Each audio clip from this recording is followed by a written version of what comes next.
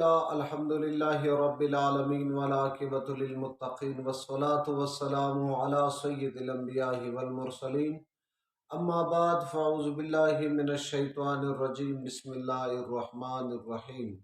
سامعین و سامعات، ناظرین و ناظرات، السلام علیکم ورحمۃ اللہ وبرکاتہ۔ آج میں سحری کے حوالے سے کچھ غلطیاں ہیں وہ بتانے جا رہا ہوں۔ سحری میں بعض لوگ یہ سوچتے ہیں کوئی شخص سحری نہ کر سکا، کوئی مجبوری کی وجہ سے یا آنکھ نہ کھلی تو اس کی روزہ چلی گئی، وہ روزہ نہیں رکھ سکتا۔ ایک یہ غلطی۔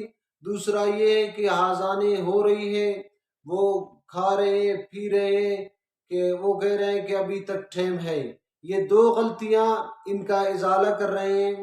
غور سے سنیں، جب آذانیں شروع ہو تو اس وقت آذانیں نماز کے لیے آذانیں ہو رہی ہیں، تو اس وقت اگر کوئی انسان کھا رہے ہیں پی رہے ہیں آذان کے بعد بھی یا آذان کے درمیان بھی، ان کا روزہ نہیں ہو سکتا، کیونکہ ٹائم ٹیبل ہے۔ آج کل یہ لسٹ بنا ہوا ہے کیلنڈروں کا، ان پہ آپ ٹائم ٹیبل دیکھ لیں۔ اور دوسری بات یہ ہے کہ جو انسان سحری پر آنکھ نہ کھلی، اگر دیر سے کھلی یعنی فجر کے وقت کھلی، تو اس وقت بھی وہ اپنے روزہ کی نیت کر سکتا ہے، اس وقت بھی اس کی روزہ ہوگی۔